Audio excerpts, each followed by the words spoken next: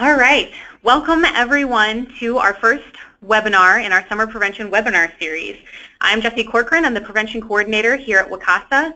And I also have Kelly Molitke here with us. She's our Director of Prevention here at WCASA. And we wanted to organize this prevention webinar series for the summertime because we had received feedback that during the school year is a really busy time for prevention educators especially. So we wanted to make sure that we were providing some opportunities like this during the summertime.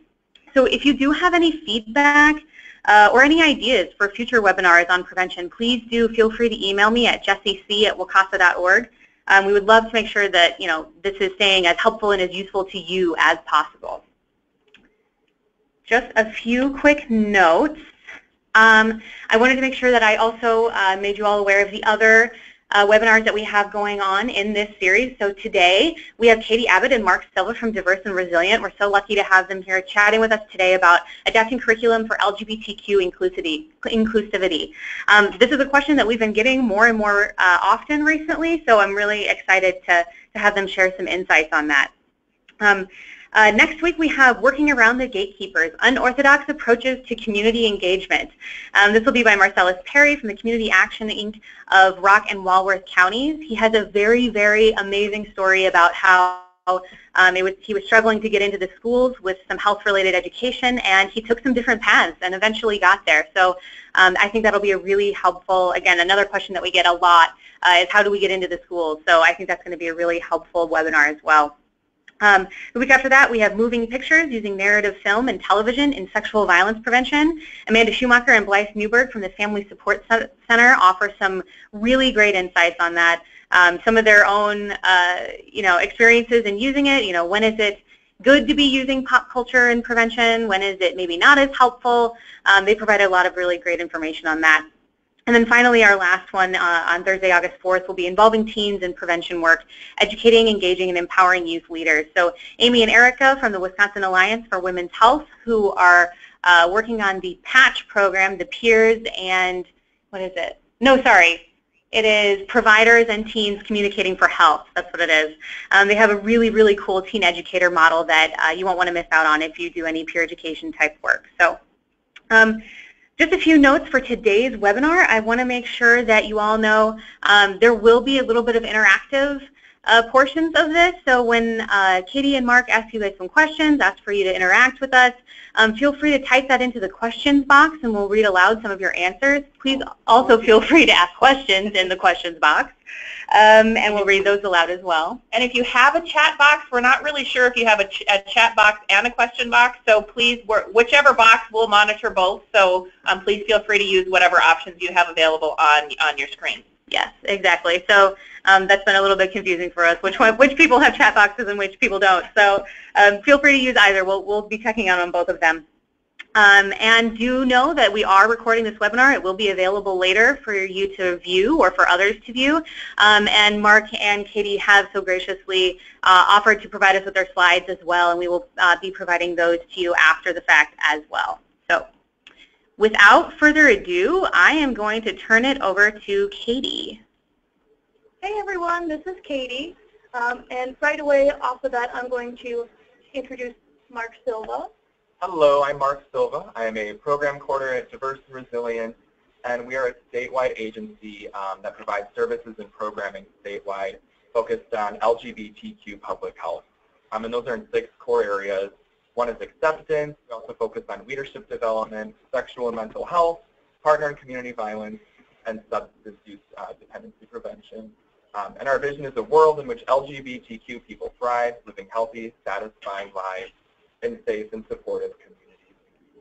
A little more about me. I coordinate our consulting programming. We work with different agencies, including nonprofits, medical providers, social service providers, community agencies, to help them become more LGBTQ inclusive. I also coordinate one of our sexual health programs here in Milwaukee. Great. Katie and Mark, just a quick note, we can't see your slides right now. No, okay. Let's see here. It says that it should be playing right now. Play. Let's see. Here we go. Perfect. Thank you. Got it? Great. Perfect. Yes. Now we can see your beautiful faces too. There they are. Just a quick question. So is the control panel visible by the audience right now? No, it does not appear to be. Perfect. Just slides. And so my name is Katie, and my pronouns are she, her, hers, and they, them, theirs. And what I do is I work on our Intimate Partner Violence Prevention Program. And so that's working with an adapted version of the Safe Dates program, which is, I'm sure some people have heard of by now. The Center for Disease Control is suggesting Safe Dates as one of the key curriculums to help prevention around intimate partner violence. And I also work with adults around our more research kind of aspects across the state as well. So seeing where those communities are in terms of readiness to address intimate partner violence in LGBTQ communities, and seeing what we can do based off of their readiness to do that. Awesome. And so I'm going to click, and hopefully this will work. And it did. I'll be honest, usually technology doesn't usually agree with me. But so it's a quick overview of what we're going to do in our short but wonderful time together. So we were originally going to do some introductions, but I think that through the chat box and the original question that Kelly and Jesse put out to everybody, there was the expectation or hope that people would say where they're from, what they're doing, what city. So we're going to do a very quick term overview. Hopefully people have seen the wonderful webinars from Molly Herman and also End Abuse and Wicasa on LGBTQ inclusivity as a whole. There are 3 really great webinars that I hope everybody, if they haven't seen it yet, will go and view after this. It is available in the resources. And then, so why adapting for increased inclusivity? And then going into the process, right, the actual process of adaptation over biases, scope, and then a little bit more of the nitty-gritty, what that could look like, depending on your organization. Then we're going to go through an example kind of together to actually try it out, right, to use hopefully some skills that you will gain through this webinar. And we'll have plenty of time for specific questions, which, like Kelly and Jesse had said, please feel free to use that question/chat box, whichever you have at your disposal. And feel free to just throw questions up throughout, and we'll be able to answer them as they come. Anything to add? No, that's it. Oh, good. Perfect. So we kind of did this already. So we, Diverse and Resilient, didn't say where we are from. So we're from, what we kind of did. We're from Milwaukee, but we work in 6 to 7 different communities, depending on how you kind of count them out. So from La Crosse to Eau Claire, all the way down to Racine, and then up to Green Bay. So we're all over the state. We are hoping to eventually go more north, even farther north than Eau Claire, recognizing that there's far more of Wisconsin that we're not currently serving. So likely, if people are on this call, we probably have some kind of connection to a city in your area, and particularly around intimate partner violence prevention, we would love to work with y'all.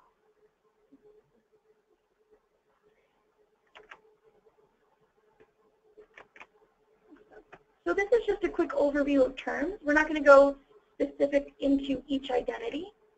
This is more to get everybody on the same page, right? So when we're talking about sexual orientation, we're talking about a person's physical, romantic, or emotional attraction to others. And so it's really key for us all to remember that everybody has a sexual orientation, not just LGBT people. Straight is a sexual orientation, also known as heterosexual. But so when we're talking about adapting for LGBTQ inclusivity, we're also just talking about adapting for sexual orientation inclusivity. What we often find is that people will say, oh, we adapted our curriculum, and see, look, this is this example. For example, Billy and Mark are gay, period. And then they go into the relationship. It's interesting because you don't do that with straight young people or straight examples, right? So it would just be Billy and Tijana are in a relationship together, and that's where you start. So it's important to recognize all different types of sexual orientations and recognizing that we are unconsciously addressing some and not others. So these are descriptions. These will change based on where you look and who you talk to. But these are the ones that Diverse and Resilient uses for sexual orientation. Absolutely. Even though we didn't go through each description of each term, all of this is available on our website. And if you do not already have a link to it, we're more than happy to forward them out to everyone that's present. So Katie did a great job talking about sexual orientation, which again talks about attraction to others. This next slide is talking about gender, and in particular gender identity and expression. Gender identity is someone's internal, deeply held sense of one's own gender. Expression is how someone shares that with the world around them. It might be how they dress, how they cut their hair, things like that. And the three terms we have up here are transgender, gender fluid, and cisgender. Kind of like Katie had mentioned with straight and heterosexual as a sexual orientation, we also include cisgender. This one I'll describe, that's a term whose gender aligns with the one they were assigned to at birth. A lot of people don't usually think they have a gender. We want to make sure, if we're being inclusive, that we're recognizing everybody. Perfect. And we'll talk about ways to further incorporate this later in the presentation when it comes to curriculum adaptation. Mm-hmm. And I see that Kelly and or Jesse did just send out the link to our organization, and there will be another one at the end connecting now directly to our resource page as well. Fabulous. Thank you both for that. So here's part of the interactive part, right? So why are you, or why is your organization interested in adapting for increased LGBTQ inclusivity? So if you want to just type into that chat or question box, and Jesse and Kelly, if you don't mind helping us by reading those out, and we can see where everybody's kind of at.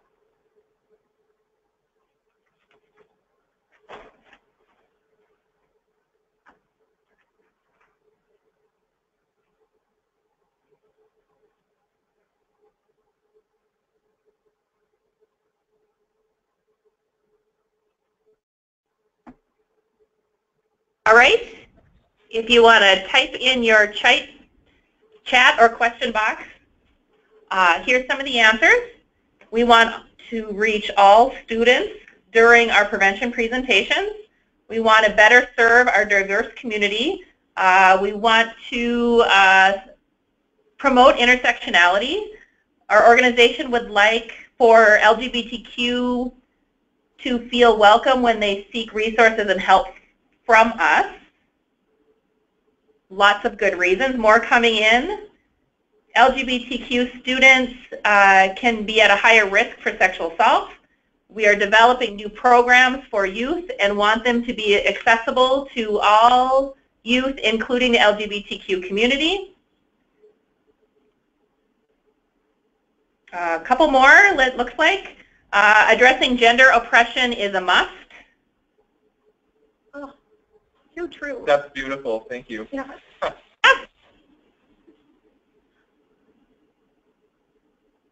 Awesome. It looks like they slowed down, so you can go on, Katie, if you want.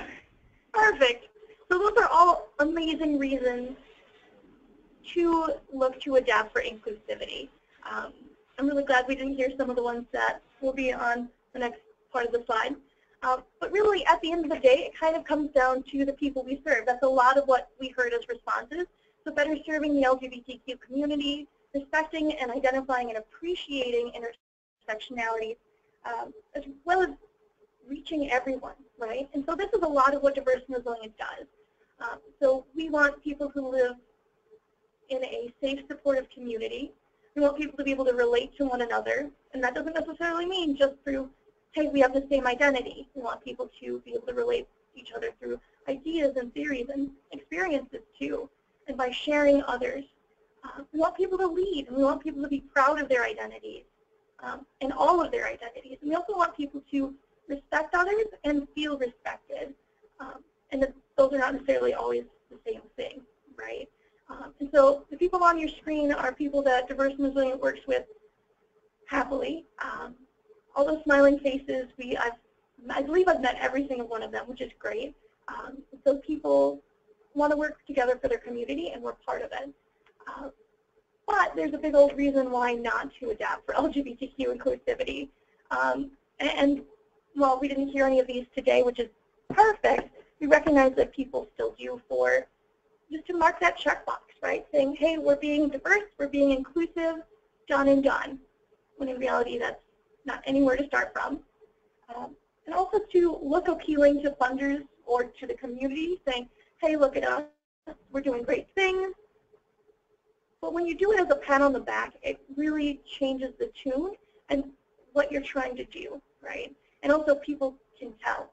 People can definitely tell if you just Google image some people, like say diversity, and we threw it up on our website, people are going to be able to tell, and people are going to be able to tell in your actions as well. So even if you're just saying or even doing slightly some bits of it, the community is going to be able to tell if you are not authentically trying to seek diversity and inclusion. And also, adapting programs for LGBTQ inclusivity is great, but it is not where you should start. If this is your first foray into the world of inclusion or diversity, maybe you could start at something a little bit smaller. So having staff-like trainings and looking at where you really are as an organization, because it does take a lot to adapt a curriculum, and even sometimes just activities, because it's easy to forget our biases, to have those blinders on, right? Great. So I was really happy that when people were typing in their answers, someone had mentioned that LGBTQ folks are at a higher risk for sexual assault. Data is really important. So we're actually going to be reviewing some data slides from the state of Wisconsin from the 2013 YRDS, which is the Youth Risk Behavior Survey. It's a survey that's taken every other year in Wisconsin high school for people between 9th and 12th grade. And 2 rounds ago, the option to identify as lesbian, gay, bisexual, unsure, or other was added. So when we're able to review different risk factors that our young people are facing in Wisconsin, we're able to compare how our lesbian, bisexual, and gay students are answering. Notice I did not say transgender. There is no piece for the students who self-identify as transgender. So unfortunately, we do not have the data for that. So this slide up right now, this little pie chart, is representative of how the young people identified with their sexual orientation. So 8%, so almost 1 out of 10 students, identified as gay, lesbian, bisexual, or unsure. That's compared to 92, almost about 90% of their heterosexual peers. This is also a statewide number and can fluctuate between cities. So for example, statewide here is 8%. If you look at Milwaukee, it's actually 18%. So one of the disparities, so again, a health disparity is the difference in health outcomes between different populations. We look at here is school safety. And if you look at the bottom of the screen here, it talks about different situations. So some of the larger disparities we see here, young people skipping school because they felt unsafe. These orange bars here, so lesbian, gay, and bisexual students, that's at 18%. So almost 1 out of 5 skip school because they felt unsafe, and that's compared to 5% of their heterosexual peers. At the end here, there's some physical things. So physical fights, 15% have been in a physical fight compared to almost 6. 30%, that's almost 1 out of 3, have been hit, kicked, or punched at school compared to 13%. And then on this last slide, or this last bar graph here, talks about almost 20%, so again, almost 1 out of 5 LBQ students rarely or never feeling safe from harm at school. So you see that those are some pretty high numbers there and some pretty wide disparities. Mm-hmm. And so specifically talking about sexual and relationship violence, we see very, very stark differences and very, very serious disparities as well. So all 3 of these are important to much of the work that I imagine many people on the line are doing. So, and compared to almost 7% of their heterosexual peers, almost 30% of LGBTQ young people were physically hurt by a partner. Now the language they use is boyfriend, girlfriend, but I'll say partner because realistically that's more inclusive and a little bit more accurate as well. When we're looking at sexual violence, people who were forced into sexual activity by their partner, we're looking at over 35% of young LGBTQ folks compared to 8% of their heterosexual peers. And the number is equally as high as for people who are perpetrating, right? So ever force people into sexual activity or ever forced into sexual activity by someone. So they are the victim survivors rather than the perpetrators. So we recognize that this could happen for a lot of different reasons. Part of it is because people are often told to prove it, or you'll be straightened out if you find the right man or woman, as it usually is told to folks. Additionally, there is little to no resources for LGBTQ folk around sexual violence or intimate partner violence as a whole, and also there's little to gauge. So people have heterosexual and cisgender relationships to gauge their relationship off of, but realistically, there's people who often say that intimate partner violence or IPV only happens to people who are in straight relationships. That can't happen to me. Or that violence, sexual assault, and any kind of intimate partner violence is norm, right? So it's the normal. I should expect this. This is what it is. Right. And then just a quick follow-up, just looking at these disparities in particular, we can see that they're between what the physically hurt one here that's, gosh, multiple times, right? 4 times the rate, forced into sexual activity, that's more than 4 times the rate. The last one's probably about 7, somewhere between 6 and 7% or times higher the rate. So pretty large disparities. Some other ones we look at here, mental health, suicide, and self-harm. Again, orange bars represent LGBs, so lesbian, gay, and bisexual young people. The yellow ones, heterosexual peers or straight peers. Start at the left, feeling sad and hopelessness. We see a disparity at almost twice the rate. Move over a couple more, it talks about suicide ideation. Statewide, we're looking at this, 50%, 49%, so half of respondents that identified as lesbian, gay, or bisexual have thought of suicide, and that's compared to 10%. If anyone's ever taken QPR training or suicide prevention training, we know that if someone moves to the next step, the one bar to the right with the suicide plan, they're more likely to complete suicide. That number is 40%, so 4 out of 10 compared to 10%. This next one is awful. It's almost 30%, so 28% said they attempted suicide compared to 4.2.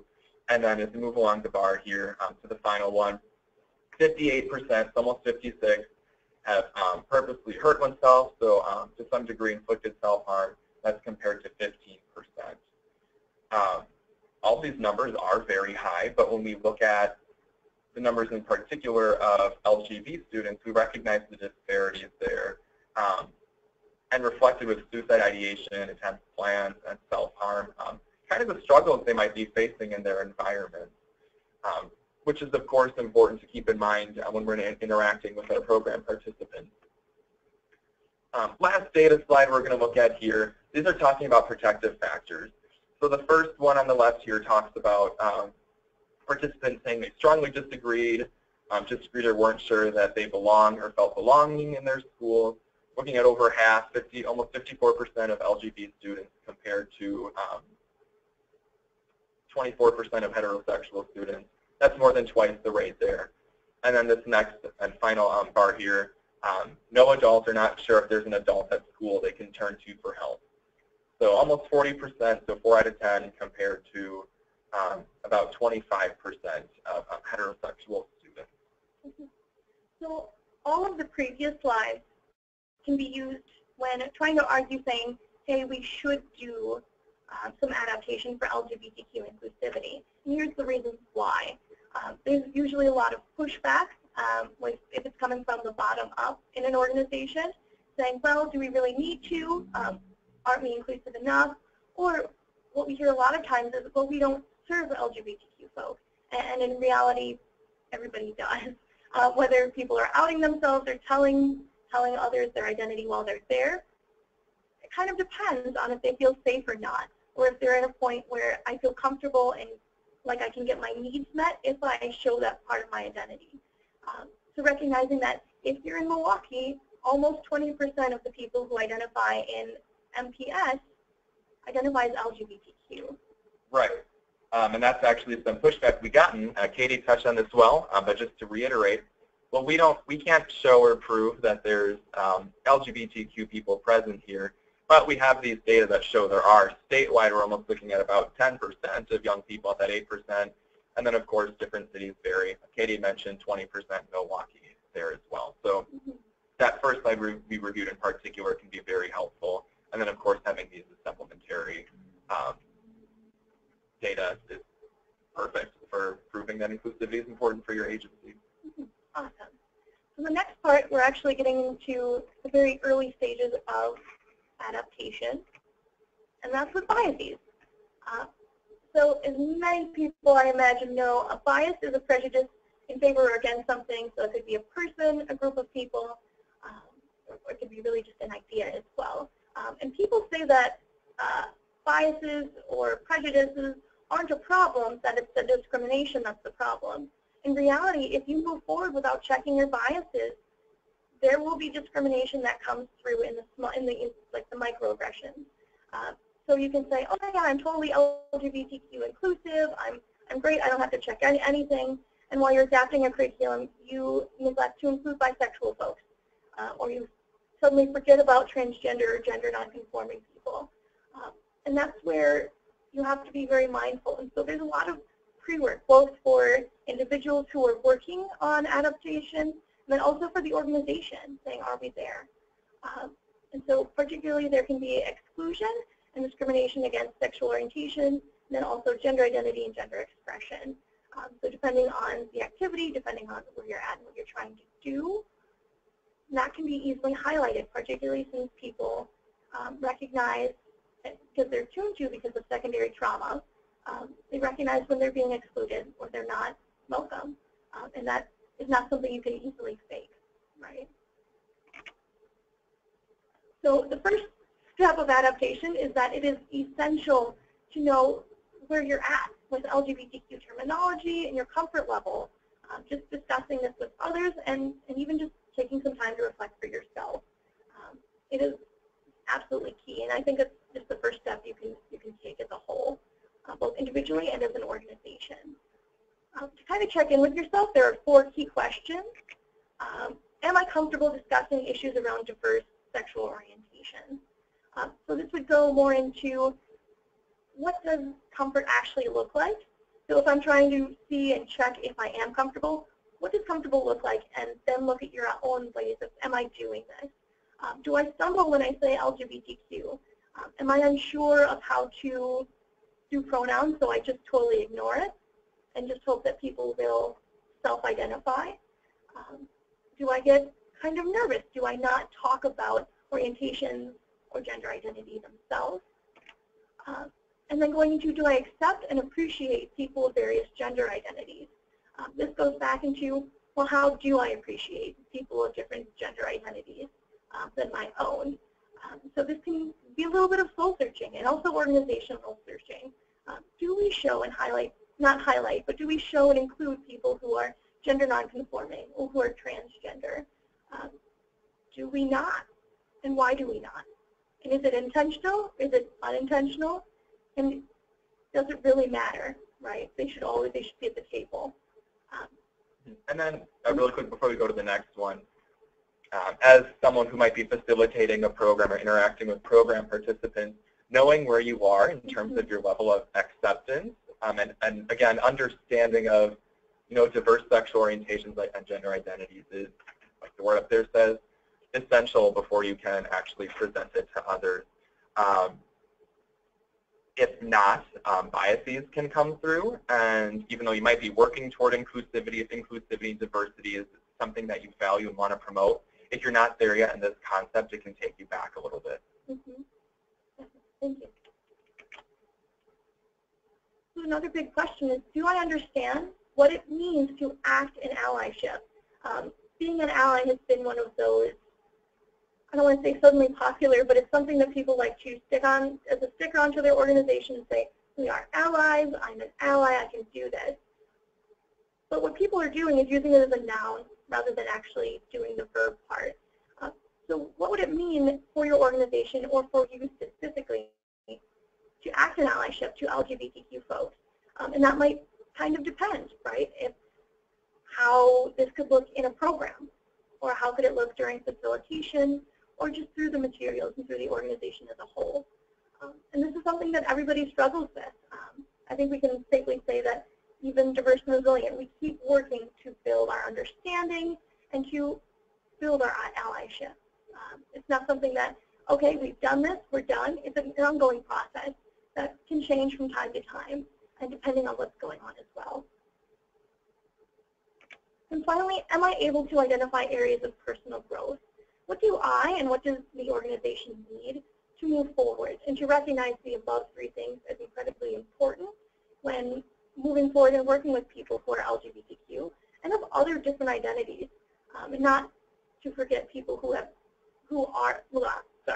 not to forget the intersectionalities that people constantly carry with them. It's not that you can be an ally to only one and say, I'm good, I'm done, we're good to go. There's always an area that we can strive in and that we can do better. Even if you've done this for years and years, we can always do better, I think is a safe thing to say. Yeah, absolutely. And some of the ways we can identify personal growth are with surveys for program participants if possible. Honestly, the internet is a plethora of information. And it's totally fine to know that there's room to grow, even, well, there's no such thing as an expert really, because there's always more to learn. So it's totally fine to brush up on your skills and try and find new resources to help you improve your work. Now we're going to talk about scope. And so one of the things we can ask ourselves, or kind of review, is the intent of our program and what the purpose of our organization is. So what's the mission, what's the vision, in terms of doing programming in particular, what's our goal of having like a support group or something like that. And then why the program is important, and asking why inclusive adaptations are necessary. So when we started off, we got some really great answers for people on why they wanted to be LGBTQ inclusive. And people wanted to reach out to all students, promote intersectionality, helping people feel welcome, recognizing gender oppression, and then this ties in perfectly here again, understanding that higher risk piece. So reflecting on those data that we looked at before, saying this is who our population is, this is how we can make sure that our mission also applies to this group. That also ties into the reason for the adaptation. And I do want to take some time to talk about who our audience is. While we do this, we're talking about inclusion, we're talking about embracing diversity. We also understand that there are spaces specifically for certain people, and that's okay. So if we think of something like a community center or a women's center or a youth space or a group specifically saved for LGBTQ people, that's fine, and those are good to have. It's good to have spaces for everybody.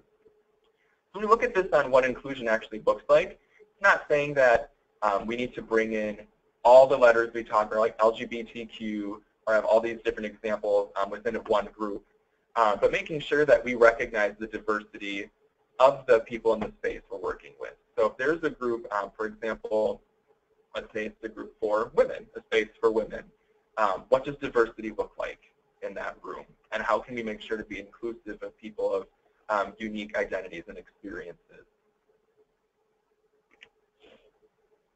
And of course, resources and limitations. So guessing all of us work for some type of social service agency or nonprofit. When we do curriculum adaptation, it takes time, lots of resources. So before we can even get started, we're going to have to think who's on our team, who might have some expertise that could take the lead on this.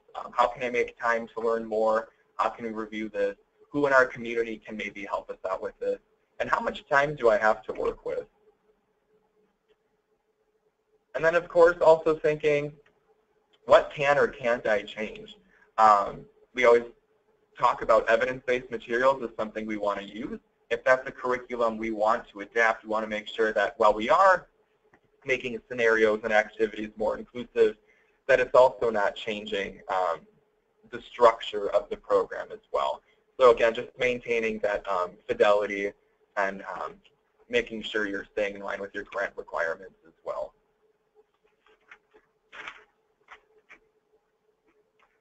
And that can be done by two ways. So I believe there's actually knowledge of programs still left. So there's a couple more things. Good. So recognizing what you know and what you don't know about the program.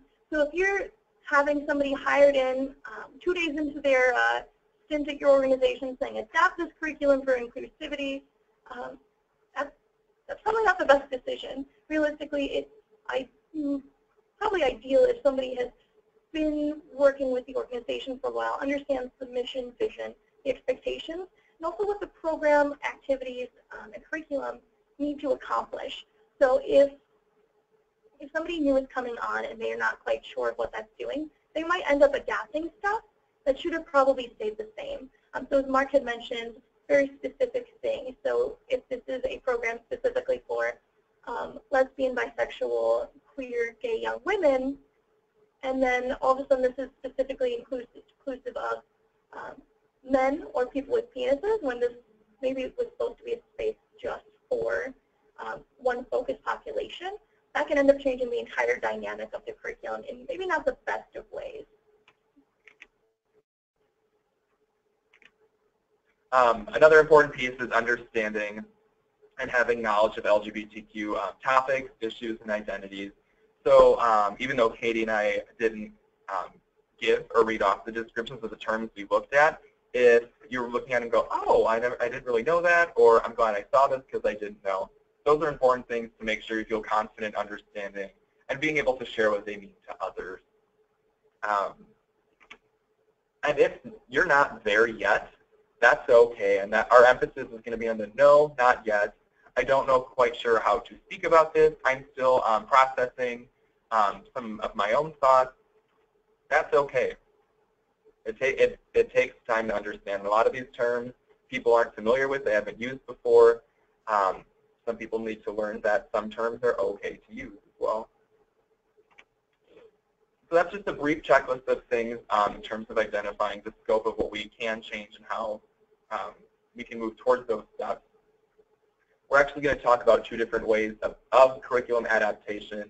One is inclusion by omission, and one is diverse range. So once you actually are at the step, it's a lot of pre-work, we understand. After adapting a few curriculum ourselves, we recognize that there needs to be very specific knowledge and basically limitations gained before anything can be made as a decision. One of those decisions that you're going to make is what strategy to use. And so inclusion by admission is where the materials, activities, such as role play scenarios, are not very descriptive. They're very vague intentionally with the hope that people will include themselves in it. So things like gender, race, body type, maybe even sometimes location, are specifically vague in the hope of connecting with many different people. So this is actually kind of the standard. Most people tend to do inclusion by omission, saying that, well, people will self-select themselves and see their own identities in this kind of blank page of a person. So rather than having a specific identity in different situations, scenarios, and role plays, it'll be kind of one vague entity throughout. So there is an example, and I will read it quickly. So it is, Tay and Jamie have been dating for a while now, but Tay doesn't love Jamie anymore and wants to break up. Tay doesn't want to hurt their feelings, though, so what should Tay do? It's kind of an example, what you might see in a traditional IPV or intimate partner violence prevention curriculum. So as you can see, Tay or Ty and Jamie have a very gender neutral name. They're using they, them, their pronouns, and not very much description has happened, even though it's just a small kind of tidbit of the actual scenario of role play. It doesn't really give anything away. So the hope is that people going through this curriculum who are going to be thinking about what Tay should or should not do will be able to put their own identities or their own beliefs onto that as well. So there's an example of that. So there are some pros and cons of this.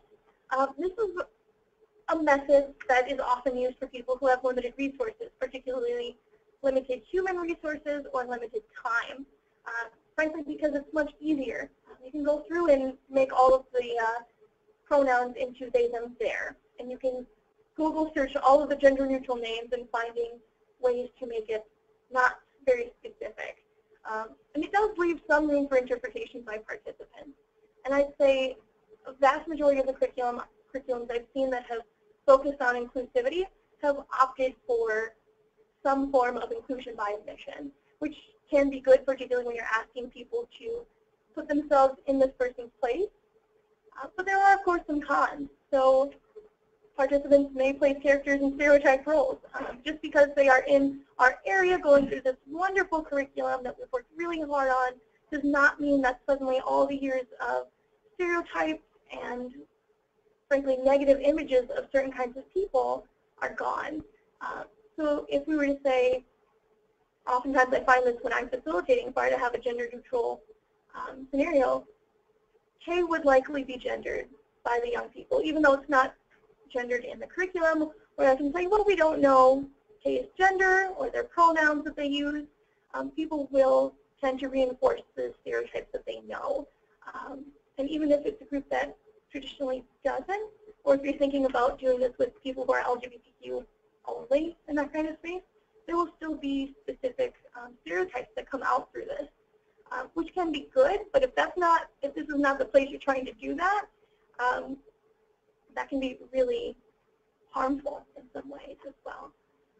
And so it really doesn't show diversity. It masks it. It kind of covers a blanket over everybody's individual unique perspectives and says, no, we're all this empty page and everybody can try and do their own unique perspective. But realistically, it doesn't give the opportunity for people to look through that window, right? So Emily Stiles in 1996 did this really great article, I think it was an article, called Window and Mirror. So if a program is truly inclusive, you should be trying to allow people to look into a window of a different life or different perspective than they have. So as a young woman who is bisexual myself, I can look into the window of what it might be like to see the identities of a gay young man in a totally different kind of community. And this does not do this. This kind of shuts that window and says no. And then the mirror part of Emily's style is holding up a mirror to themselves so they can see themselves reflected and feel valid and appreciated, saying that I am not erased. There is not a blanket thrown over me, which this obviously does. So through that, it hinders a lot of trust building. It can put up a wall between participants and facilitators, saying that this is not a conversation that we have here. This is not something we talk about, and then this is the relationship. It's kind of like holding at arm's length, saying we can talk about certain things that I say are worth talking about. And of course, that kind of goes back into how the facilitator handles it, and if they're ready or not to actually address this. And so it does not show support to basically anyone, unless you do it very well and very targeted based on the facilitator. But if we're talking about adapting a curriculum for anyone to pick up and use, it's kind of at the facilitator's discretion, which is not always the best, right? So the other way is looking at a diverse range. So that's the idea, inclusions of various identities and intersections. So again, like just to review what that means, gender identity, expression, race, sexual orientation, ability. Within activities, role plays and scenarios, that's with the intent to appreciate identities and those intersectionalities. So before it was inclusion by omission, there were no identities reflected in there. And sometimes it can be hard to relate to somebody if you don't know who they are and embrace who they are, right? An example we have here, unlike the one before, does show some identity. Michael and Jamie have been dating for a while now, but Michael doesn't love Jamie anymore and wants to break up. He doesn't want to hurt his feelings, though. What should he do? Now, if I reflect on some personal experiences, as a gay man, if I were a young person and I was participating in an activity that was like inclusion by omission, I'd be like, uh-oh, I noticed that there wasn't any type of identity there.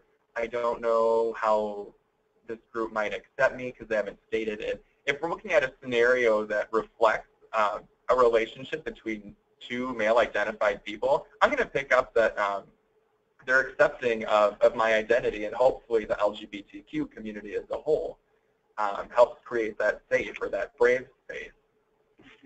So that's the pro there, and it's pretty realistic. Everyone has identities and intersections that they should be proud of and want to share with the world around them. And most situations aren't neutral. Representative identities, it's wonderful for people to see themselves reflected in others. And when they aren't, they can feel feelings of isolation, a lack of acceptance. And when we look back to those health disparities, if someone isn't feeling accepted for who they are, can manifest itself in certain ways. It also opens discussion. So when we look at the previous example, so again, that inclusion by omission, there's a lot of reflection that a person might have to do before they're able to participate and engage in some type of dialogue. Oh, which one might I be in this scenario? Who might I be able to connect with? What experiences have I had before? Whereas if we're giving names and identities to people, they might be able to further connect and maybe think of other examples in the world around them where people like them, or maybe not like them, have experienced somewhat of a similar situation. So kind of like I said before, where the inclusion by omission is not reflective of the window and mirror, this is exactly the window and mirror. So people can see themselves as valid and reinforce saying, I can be a good person, that my identity is not designed to be hidden, right. And also that I can look into other people's worlds. And I know that doesn't necessarily mean that I understand them, but it means that I can be exposed to other identities, which for a lot of people, a lot of participants that we tend to work with, sometimes that's just the first step, particularly when you're working in very rural communities. Recognizing and appreciating, truly appreciating different identities can take a while. And if we only have them for a couple hours for this program, there's nothing else we can show them that we appreciate different identities and that it's important to do so. And it's 100% possible to appreciate and accept an identity or an intersection, even if you don't understand it. Mm-hmm. Again, understanding can take time, and so can acceptance and appreciation. But again, if we're valuing this inclusion piece and valuing diversity, that's something you might have to do more research on, or seek more information from people who might have those identities. Some cons. This takes a lot of time and resources.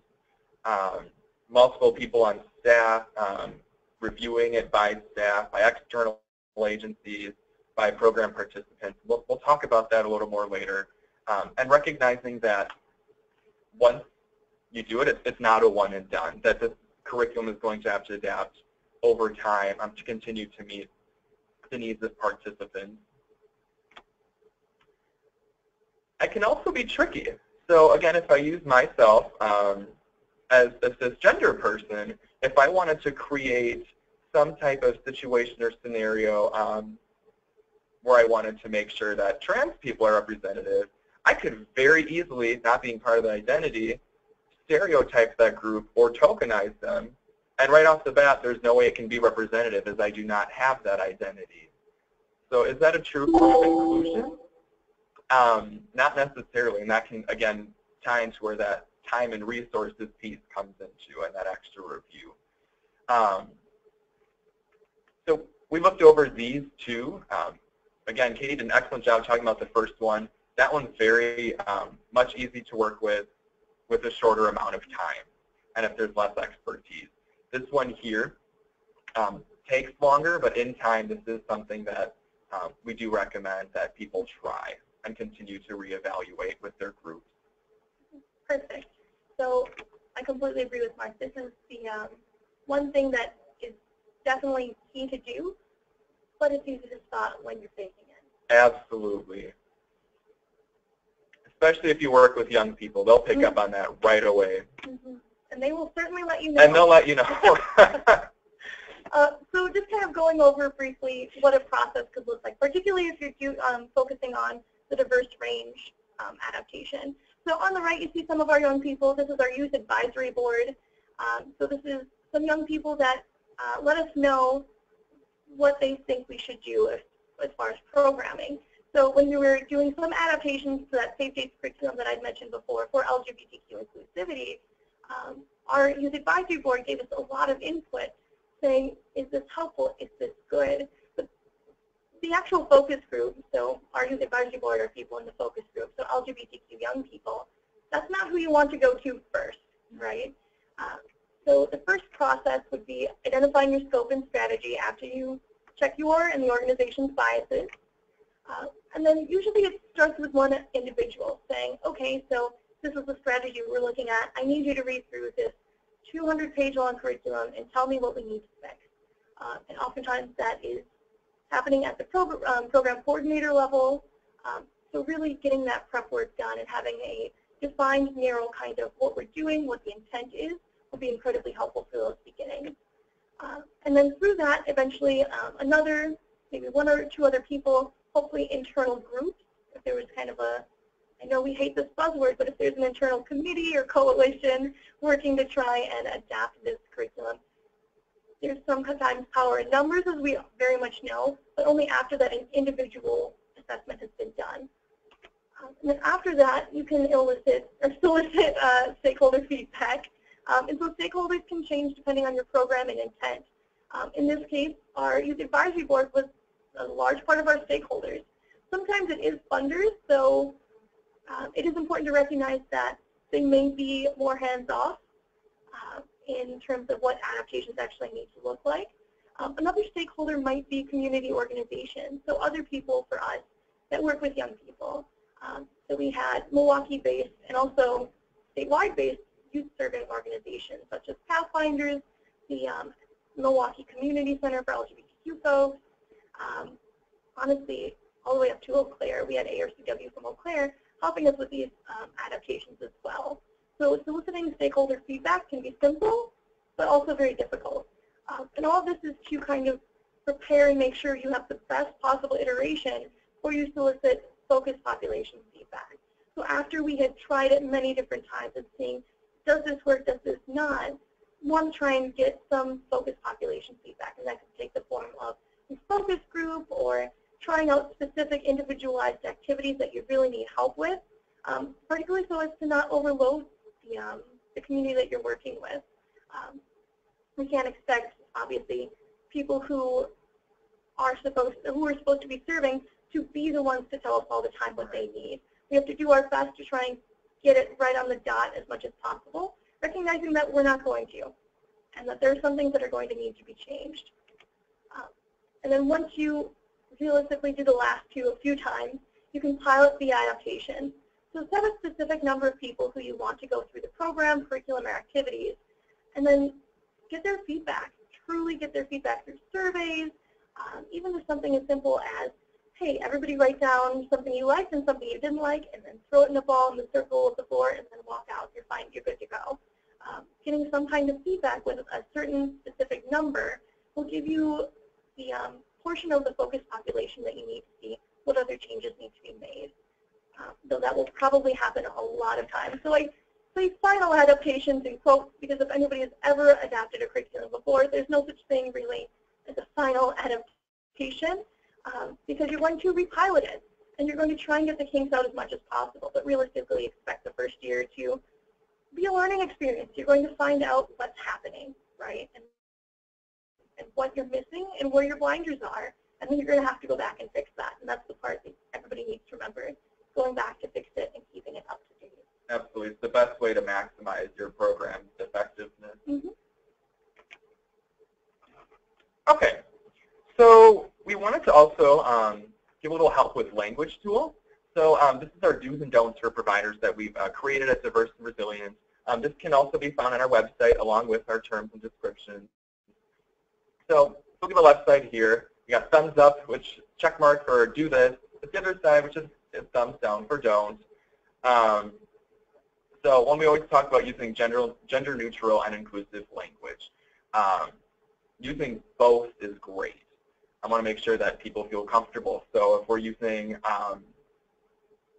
pronouns, for example, and we want to use diverse ones. So we usually hear she, her, hers, or he, him, his, which are mine. We also make sure that we respect people's gender identities that might use another one, like as they, them, or theirs, or Z as well. Using terms like partner or significant other. Katie gave an example before, but we were looking at some of the data from the YRBS where it said, have you experienced physical harm from your boyfriend or girlfriend? So that person might not have fully identified their significant other in that way. And when we use terms like partner and significant other, we're doing pretty well. Of course, if that person does recognize that person as a boyfriend or girlfriend, we can definitely affirm that relationship mirroring the language that they use. Again, another way of looking here is asking, are you seeing someone or in a relationship versus tell me about your boyfriend or girlfriend. Listening is paramount. As you're facilitating, as you're working on developing curriculum, as you're working on adapting it to be inclusive, what are the voices of the groups we're trying to be inclusive of trying to say? What are some identified needs and how can we incorporate into our material? Not interjecting or interrupting is, of course, the converse there. Big piece here when we were talking about checking biases, do be honest when you don't understand something, and that's okay. There's so many things we learn that, or there's so many things that we just don't know, and that very well may be because we've just never been exposed to it before. And that's okay, again, for now. It's important to keep learning. And as you're doing that, don't make assumptions or be disrespectful from asking questions. Assumptions are the child of biases, right? That's something we want to avoid as we're adapting curriculum. When you're specifically working with people, whether one-on-one or in a group, always make sure to ask about confidentiality and let them know that they have your trust if they do ask you to keep something confidential. So don't out someone for their sexual orientation or gender identity. Mentioned pronouns as well before. Respect how people identify themselves. Mirror those words if that's how they identify. And if you mess up or misidentify somebody, just apologize and move on. It doesn't have to be necessarily pulling someone aside or making a big deal out of it. Just slip up, sorry, correct yourself, and then carry on. Again, mirror language and terms and identities that people have. And then this last one, which is the most important, talking about accepting and appreciating that person's identity. So if someone comes to you and says, this is who I am, this is who I like, this is how I know myself to be, the first thought should be, great. It shouldn't be a, well, what about this? Or have you thought about that? Or are you sure? By building that trust and showing them that you accept them, opens so many doors for communication. And as you're going on that, don't ask invasive questions about somebody's body, right? Whatever someone shares with you, you're going to be comfortable with. Knowing what's going on in someone's body has nothing to do with your relationship with them. Perfect. And of course, all of this, so in its entirety, we kind of cut up the toolkit so it would fit on the slide so y'all could see it.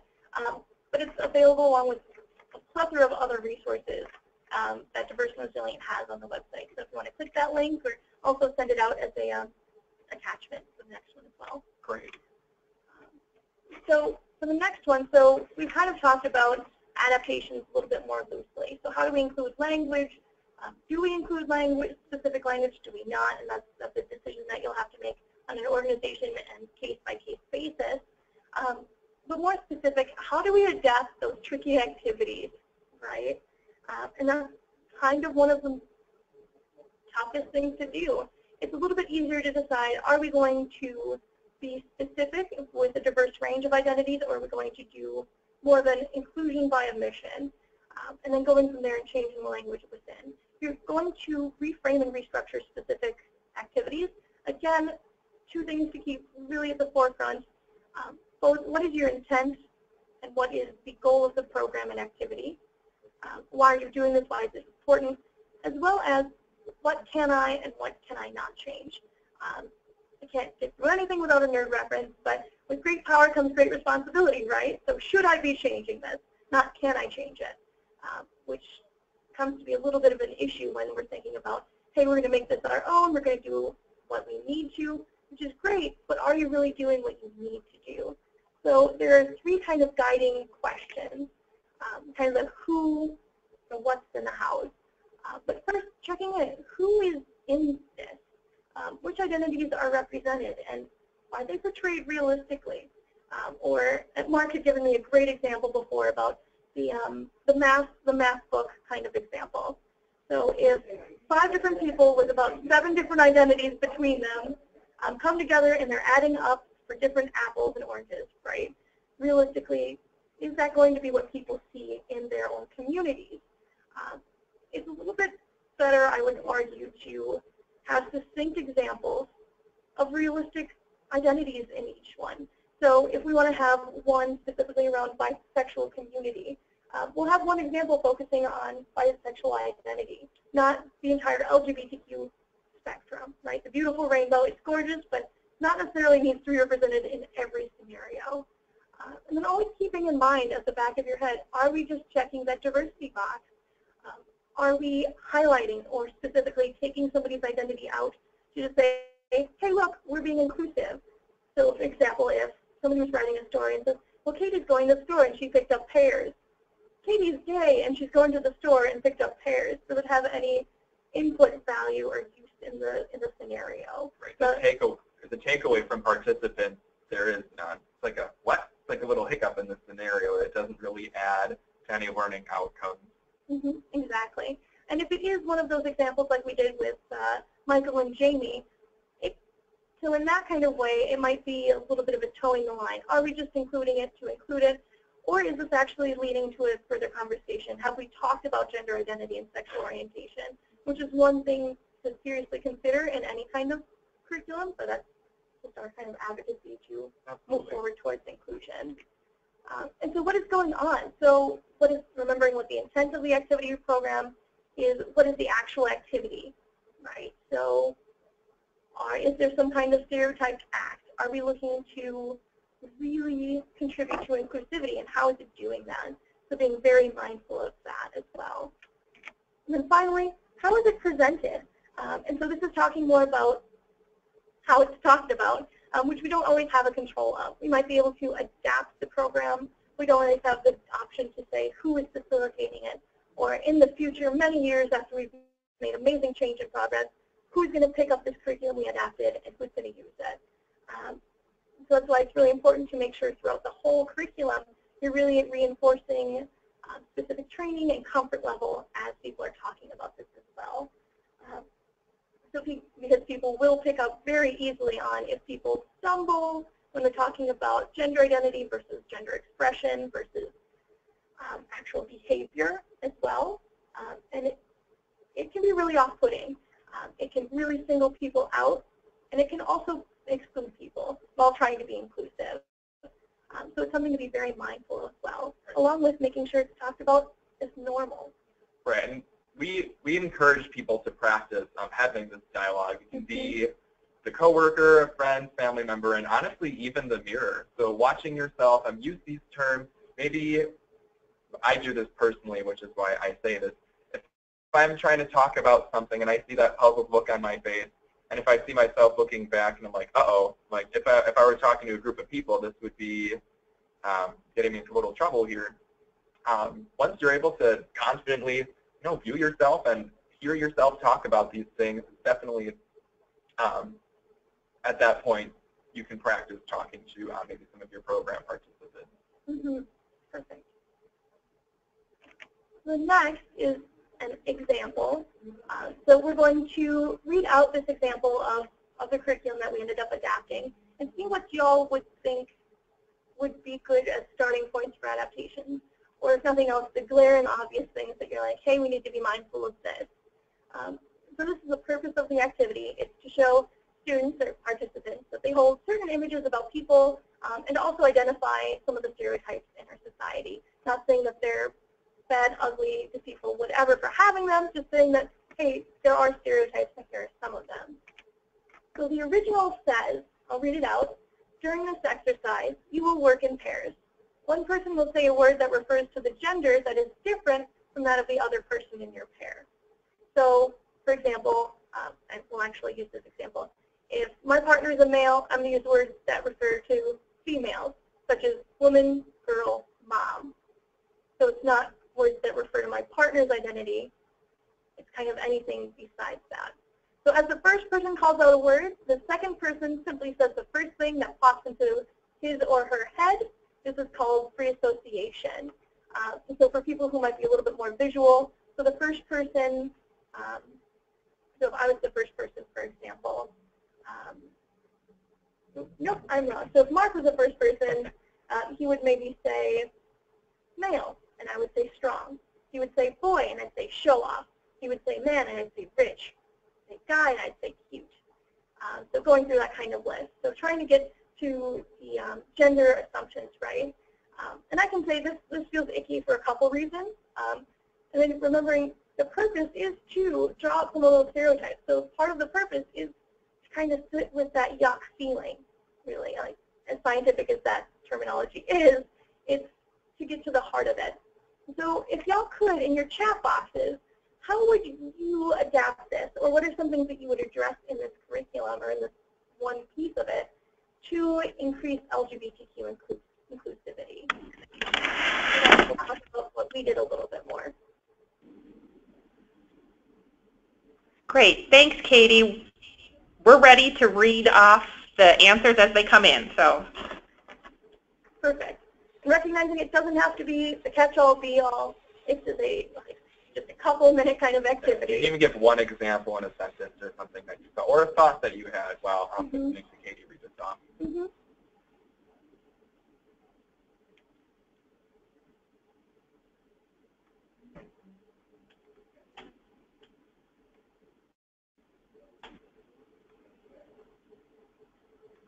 While we're waiting for them to come in, this is Kelly speaking. Just a thought about it. I don't have a way to adapt it, but it just sort of made me uncomfortable as an exercise. Like I would be frightened about that free association, what might be coming out when you were doing that. Right, yeah. Yeah. So it's assuming you know the gender of the other person and not sure how I would adapt it. Oh, that is a huge Is one of the comments? Yeah. High five. Right. Especially scary with high school and middle school students, exclamation point. It's true.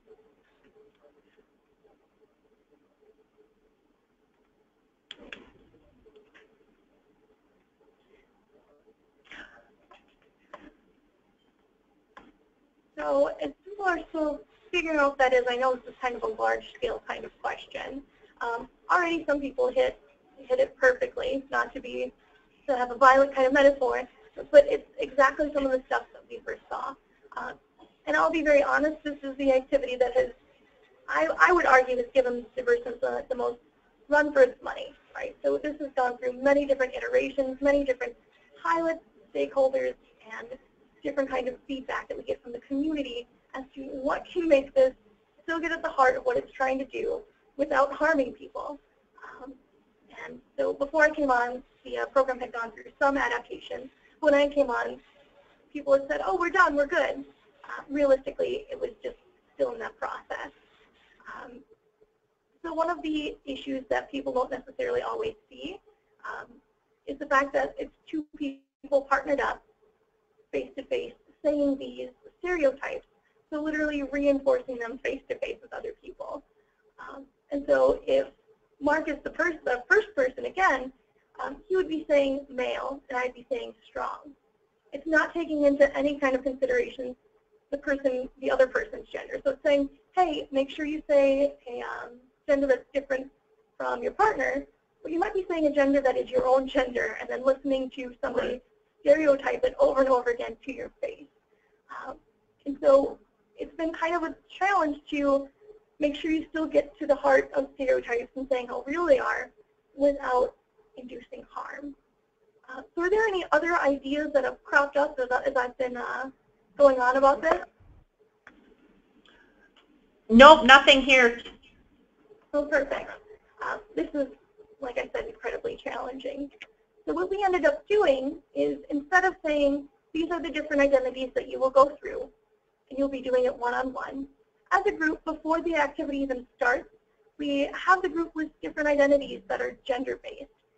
And so it could include a large range of identities. So maybe some that were first seen in that activity, like such as girlfriend or mother, father or boyfriend, but also for not forgetting to include trans women, butch or masculine lesbians, people who are gender nonconforming, effeminate man, and such on. Make sure that we're really being inclusive, because there's more than just the gender roles and gender stereotyped identities that are out there and that need to be addressed.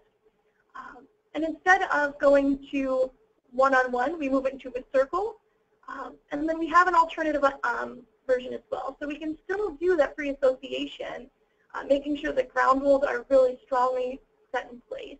And also making sure that people recognize that just because somebody says, this is a stereotype that I've heard, doesn't mean that it's a stereotype that I believe. But it also really still shows how those stereotypes and biases affect us as we see them day to day. The alternative we've created, and that I personally prefer, is that people write them down on Post-it notes and then stick them underneath the identity. And then after everybody has written down and posted some stereotypes, we discuss the activity. We read off all of the different stereotypes of different identities. And then participants physically get up or move over to where the Post-it notes are, rip them off, or so they rip them off and they crumple them up, tear them, throw them away, do whatever they want. I've had one young person just crumple it up and bite it because it made them so angry. And so in that way, it's kind of more of a healing and a release, saying at the end of the day, we have these beautiful blank identities. We don't know who they are until we actually get to know them. So this activity has been so long coming, and it's still not perfect, right? But so overall, this is just kind of what we've done. We've removed the based on anybody's perceived gender identity, expression, or sex. The person who had said that you're assuming about people that it's exactly true. And we've moved it away from male versus female, which it originally was. Because it's, again, assuming that a person whose biological sex must inform their gender role, their gender identity, and their gender expression, recognizing that it's truly based more on femininity, masculinity, and androgyny as well. Yeah, so I think there's that. Go ahead. So when we compare this version to the previous one, there's much more involvement. Katie had mentioned the idea where the participant bit the Post-it note. That can be really powerful. When we're talking about working with LGBTQ people there and youth, we're carrying a lot of stuff with us sometimes, some discrimination, prejudice, bias, and to be able to interact with a larger group and actually remove something and get to know someone based on, the content of their character can be a very powerful thing. So with that, this is kind of the part where we transition to that question slide, right? So are there any specific questions about the adaptation example?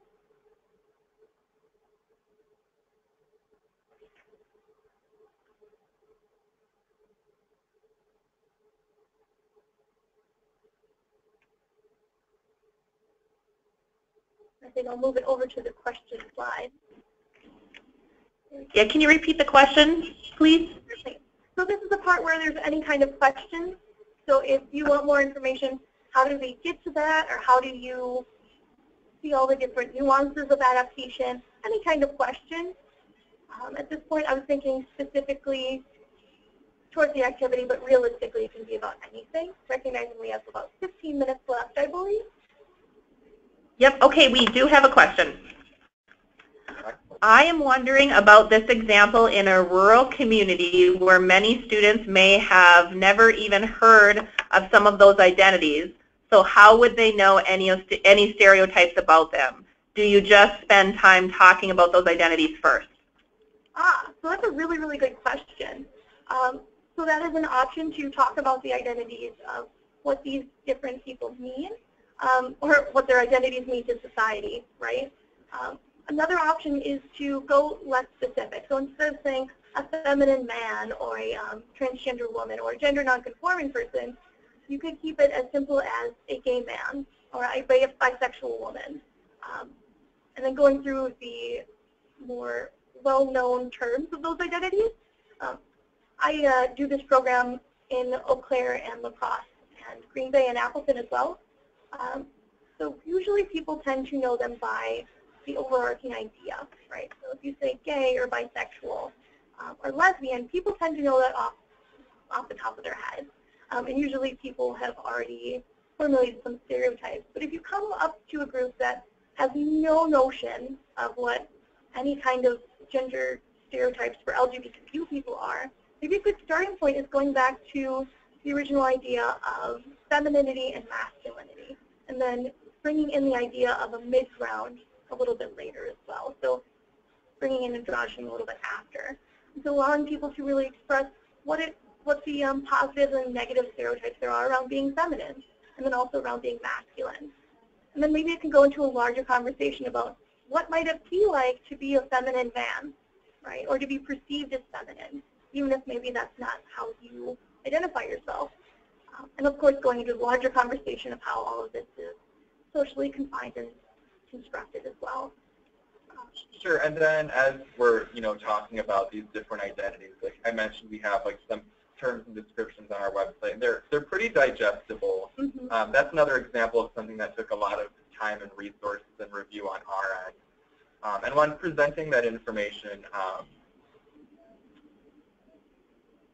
going to use the term inclusive right now, because right now there's the word I'm looking for that I can't find.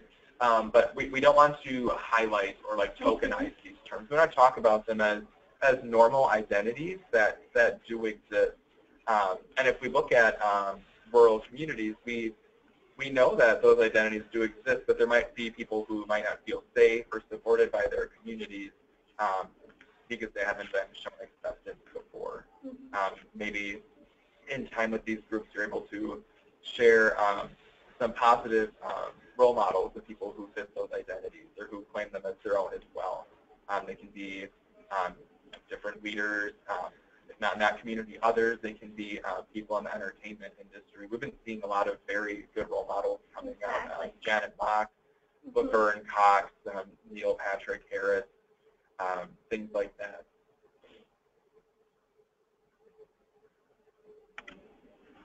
Okay, we have another comment here. I worry about getting volunteers to read a part in a role play where the characters identify as LGBTQ. Okay. I'm gonna answer that one. So with volunteers, I hope that they also go through some type of training with the organization that they're with. Feeling discomfort of being labeled as someone who's LGBTQ is a good way to try and mirror how someone who actually is LGBTQ identified, how they might actually feel. That being said, that's okay, and it can actually be a good way for that person who might be straight and cisgender to talk about acceptance, to mirror that these things are okay to talk about. If they're willing to take on this role, it's showing that they accept this person for who they are. If that's something they're not quite at a place where they can do yet, maybe there's something else they might be better suited to volunteer with, or they might be able to lead a discussion along something else. Exactly. And if this scenario or role play is happening at the very beginning of this group meeting together, maybe they're not familiar with each other, maybe it takes a little bit more of the rapport building and discussing of what this means and why that discomfort is okay. And then alternatively, if this is at way past the midpoint or after you've been together for a while, hopefully be open enough to have those conversations more directly, saying, well, actually as Mark had put, this is what it might feel like being assumed to be straight. And so when we try and put ourselves outside of that, it can be uncomfortable. Okay, and there's just a follow-up to that. So are you recommending that you let the volunteer know ahead of time that they will be reading that role specifically, so they wouldn't necessarily then volunteer for something that would make them uncomfortable? I think that if we're having volunteers that are co-facilitating groups and activities, it's good to practice ahead of time. If I were volunteering for an agency and I didn't know what the activity was until the paper was put in my hand, I'd be a little concerned of what would actually happen. I think what they're asking is about in a presentation in a high school class, for example, and this volunteer is supposed to be reading in a role play as a member of the LGBTQ community, but they aren't a person who identifies that way. So would you let that person know ahead of time that that's the role that they would be reading for? So the facilitator isn't a volunteer asking for volunteers in a class to do that. So what I've done in the past, when I go to more mainstream high schools and do the programming and stuff, is I don't necessarily let people know ahead of time, because the idea is that if somebody wants to volunteer and read something and be inclusive, or like just be included in the conversation, particularly if this is the first time somebody is moving forward and saying, hey, I want to participate, I would not really want to venture on the side of, oh, hey, just so you know, this is LGBTQ focused. Also, that goes back to highlighting and going back to saying that this is abnormal in some way, when in reality it's very much not. I would say, okay, perfect, because I would not expect that person to suddenly take on all of the identities of whatever person they're role-playing. So, for example, if Mark was somebody who was volunteering to read the scenario, and the scenario was from the voice of a young woman, I would not say, okay, but just so you know, you'd be role-playing somebody who is a girl, right? So just because it might be something counter to their identity, which we can not really ever know, highlighting it as a heads up is a little bit more going back to that non-normative piece. Right, and thank you for clarifying that question. Sorry I misunderstood that, but I'm thinking something we discussed earlier, and Katie and I, we've done some work with Milwaukee Public Schools where we didn't say what this scenario would reflect, just for the reason that Katie mentioned. But we let them know right away that we were talking about the program called Safe Space, which works to reduce intimate partner violence, right? So even if there is like some response, you're like, uh-oh, what is this? Or, you know, the class might like get a little, you know, antsy. We're able to say, well, remember, you know, our goal today is to talk about all relationships. We want to make sure that everybody has the opportunity to talk about ways that they can be safe with their dating partners. And if we stick to that message, then usually we've gotten some pretty good responses.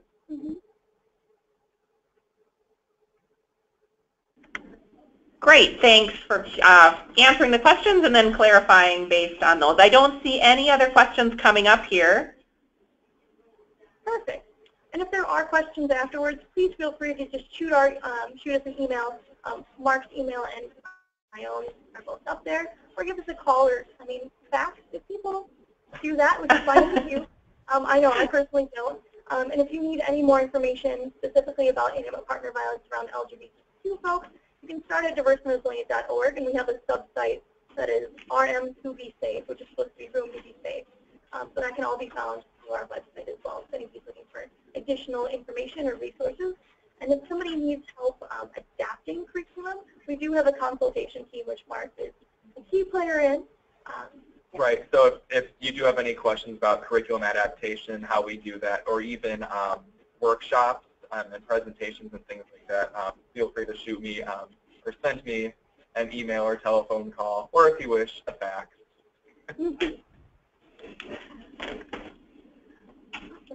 Okay.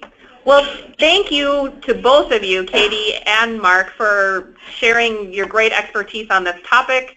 It really, I think, helped us think about how to be really thoughtful about trying to be more inclusive in our presentations, and we'll make sure to send out the recording as well as the PowerPoint and any other resources that we have. We will follow up in an email with those in the coming days. Absolutely. Thank you so much, Katie and Mark. Wonderful. Thank you all so much. Have a good afternoon. Thank you so much. Thanks. Bye-bye. Bye. Bye.